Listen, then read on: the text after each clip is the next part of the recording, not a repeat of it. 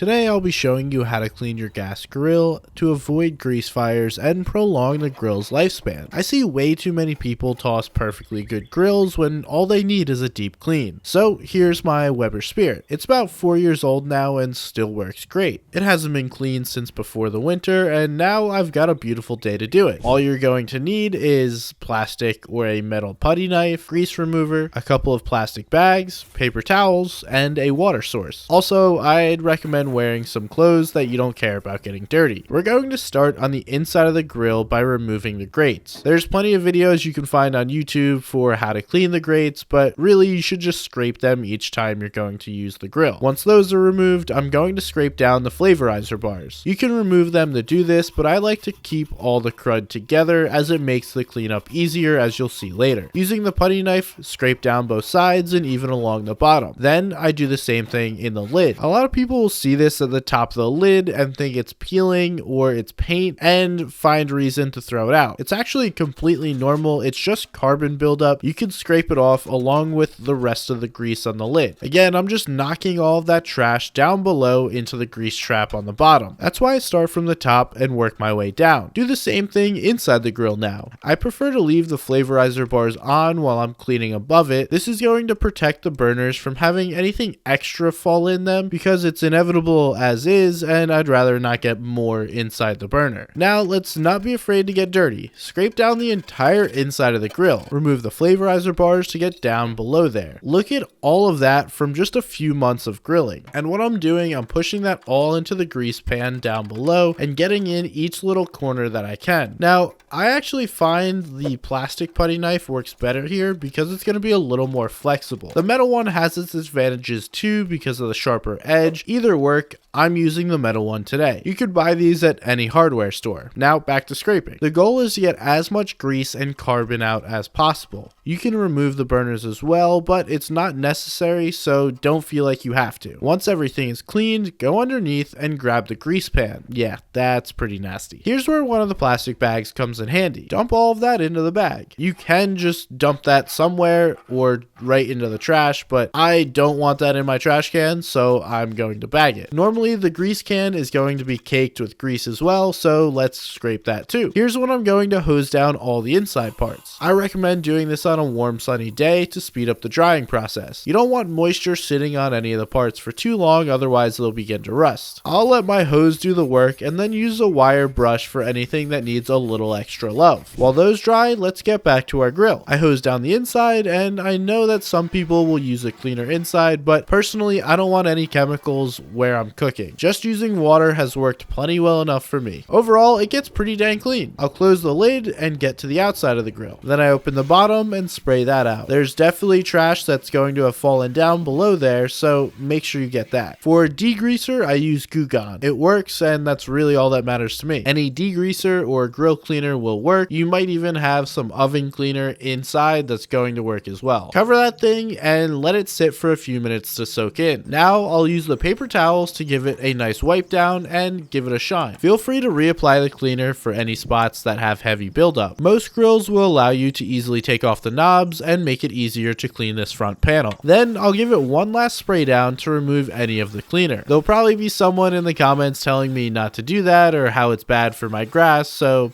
hi and thank you. When you're done, leave it open and let it dry out. I'll come back in a couple of hours once everything is dry and put the parts back together. That's it. You're done. You can fire it back up to make sure all the moisture is completely gone if you'd like. Thank you for watching, and let me know if you'd like more videos about grilling.